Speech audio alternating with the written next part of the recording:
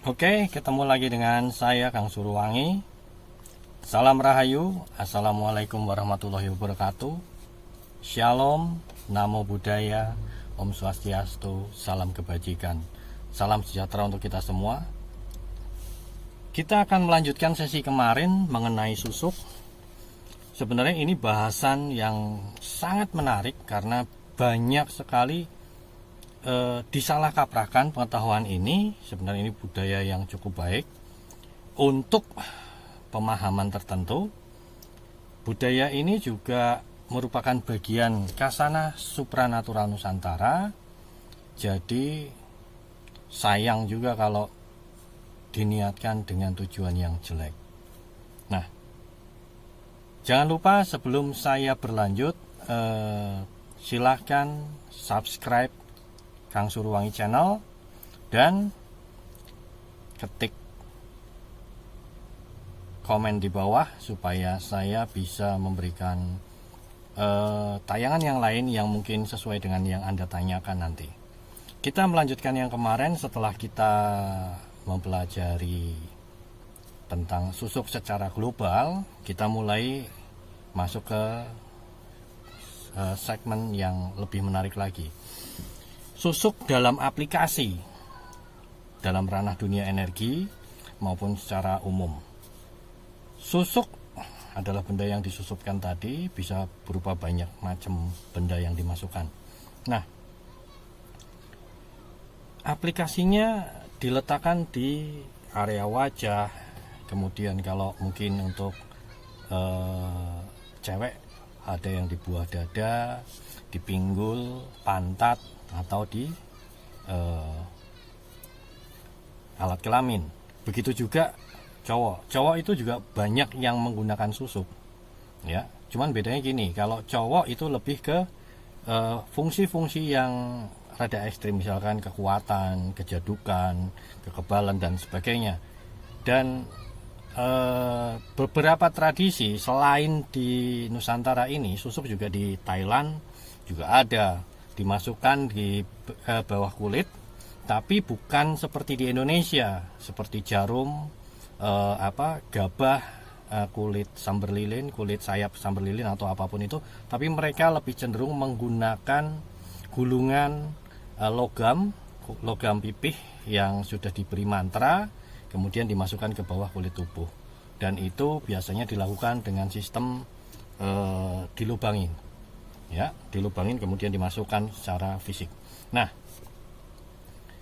susuk dalam aplikasinya biasanya digunakan secara umum, secara kebanyakan penggunanya adalah untuk menambah daya tarik, meningkatkan pesona diri, ya. Jadi daya tarik itu attract supaya lawan jenis tertarik dengan kita sebagai pengguna. Atau yang kedua, dia untuk meningkatkan daya tarik. Jadi attract ini dengan karismanya itu berbeda. Karisma itu mungkin orang lihat tanpa kenal pun bisa terpesona. Nah, kalau yang pertama tadi attract, bersifat menyerang. Jadi mempengaruhi orang lain dan menyerang. Kalau yang kedua itu sifatnya pesona, jadi sekedar orang lihat, oh cantik ya, oh beda ya gitu. Nah, kalau yang attract tadi benar-benar bisa masuk ke target tertentu yang dalam tanda petik mudah dipengaruhi. Jadi ada beberapa orang dalam kondisi tertentu sangat mudah dipengaruhi oleh susuk-susuk tersebut, atau induksi energetik yang sifatnya seperti susuk tadi. Nah, untuk orang-orang yang seperti itu memang mudah sekali terlena, terpengaruh, dan secara jangka panjang dia biasanya terikat. Nah, ini orang yang sudah terkena seperti ini akhirnya tidak hanya kena attract-nya, tidak hanya kena pesonanya, akhirnya menjadi ada satu fungsi lain dari susuk itu, dia mengikat. Ya, kemarin saya sudah jelaskan di tayangan sebelumnya susuk ada yang menggunakan hanya jampe atau ajian, ada yang menggunakan entitas atau makhluk gaib.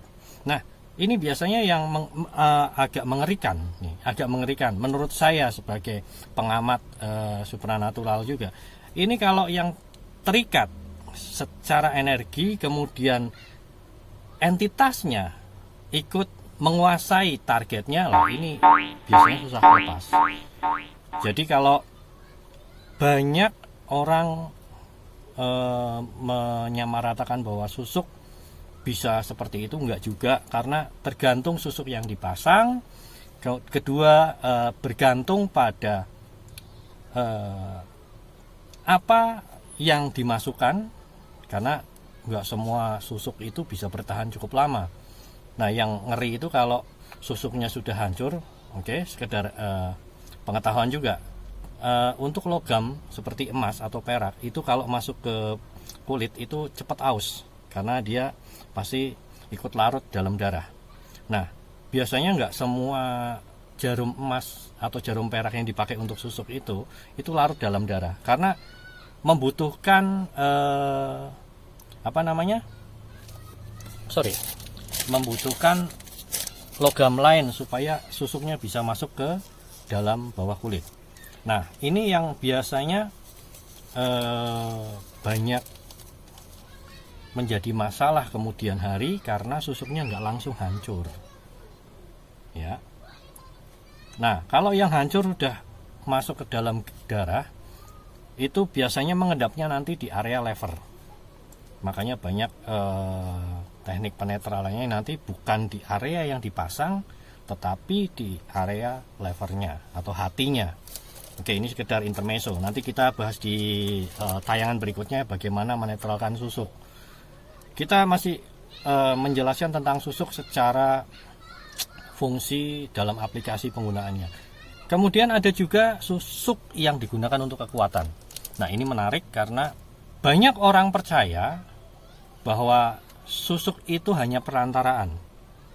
Kalau biasanya kan orang dikasih air minum, kemudian minumannya larut kan keluar lagi. Jadi eksistensi dalam tubuhnya, entah itu jampe, entah itu entitasnya, biasanya dianggap tidak bisa bertahan lama gitu kan. Nah, berbeda dengan susuk. Pengguna susuk selalu beranggapan bahwa apapun yang dimasukkan itu akan lebih stabil. Nah, mungkin teman-teman banyak yang menggunakan ini, yang tahu ya, susuk yang menggunakan berlian atau intan. Ini biasanya ada dua teknik yang dipakai di situ. Itu ada ajian atau keilmuan tertentu yang dimasukkan ke dalam intannya sebelum dimasukkan, dan ada entitasnya juga, karena mineral itu lebih mudah bertahan di batuan mineral seperti intan atau berlian itu tadi. Berbeda dengan susuk. Kalau susuk itu lebih dominan digunakan untuk menggunakan entitas. Ya, mungkin kita tahu itulah jin atau apapun namanya. Saya tidak masuk ke ranah sara, tapi ini sekedar edukasi. Nah, susuk apakah sama dengan pelet? Ya, karena tadi ada sistem juga pengikatan. Ada sistem juga yang berupa menjerat seseorang. Oke? Susuk berbeda dengan pelet. Susuk hanya memancarkan pesona, daya tarik supaya orang terjerat. Kemudian kalau memang dia menggunakan entitas, mungkin entitas itu yang mengikat. Nah, ini ada sedikit perbedaan yang harus dipahami, ya. Nah, masa efektif susuk tergantung perjanjian di awal. Jika seseorang menyatakan, ya, secara umum biasanya antara 140 hari, 100 hari, 1000 hari, sampai kurun waktu tertentu yang dijanjikan. Dan pertanyaannya adalah, apakah si pemasang dengan si pengguna tadi, waktu pengikatan kontrak istilahnya ya, kontrak untuk susuknya, daya susuknya itu, dia ada perjanjian nggak? Misalkan 1000 hari itu tiap 100 hari harus ngecas atau gimana. Nah, kalau dia ada perjanjian seperti itu, ketika tidak dilakukan pengecasan lagi, kayak baterai kan dayanya pasti akan berkurang dan lama-lama habis. Tetapi kan entitasnya ini masih ada kalau yang menggunakan entitas. Sekali lagi, kalau menggunakan entitas.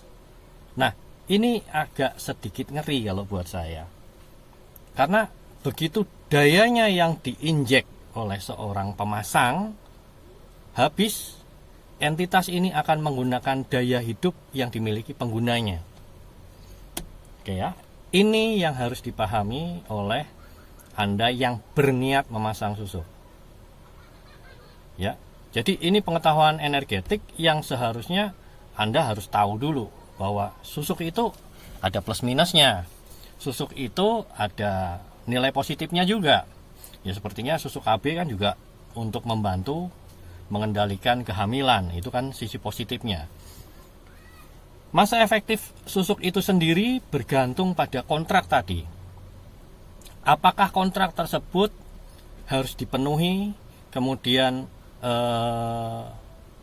kita melakukan beberapa pengulangan untuk pengecasan supaya dayanya kembali lagi.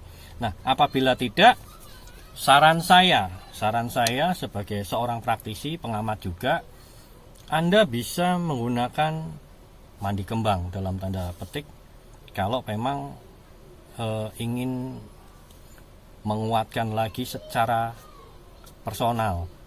Nah, kenapa saya memberikan ini? Supaya daya hidup Anda juga tidak dimakan oleh susuk tersebut. Ya, saya tidak menyarankan mandi dengan garam karena itu akan melunturkan dayanya malahan. Tetapi mandi kembang bisa menginjeksi, menginduksi, memperkuat. Ya apabila kan kalau ya kita ngomonglah apa adanya.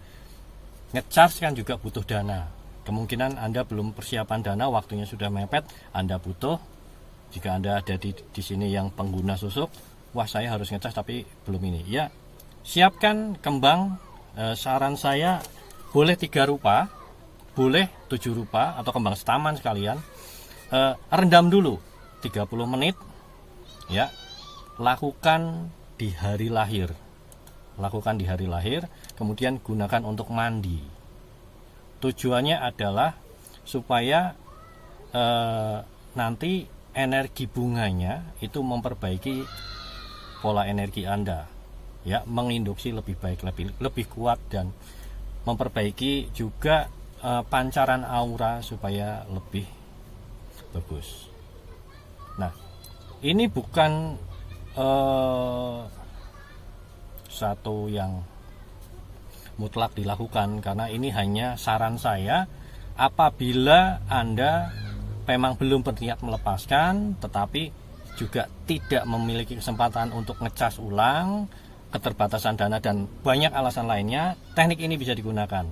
Apakah perlu dijampe? Saya rasa nggak usah, karena dengan niat afirmasi yang positif, niatnya untuk ngecas, program dengan pikiran, bunga itu akan memberikan induksi yang baik bagi Anda pengguna yang sudah lama nggak ngecas. Oke, ini bisa dilakukan nanti.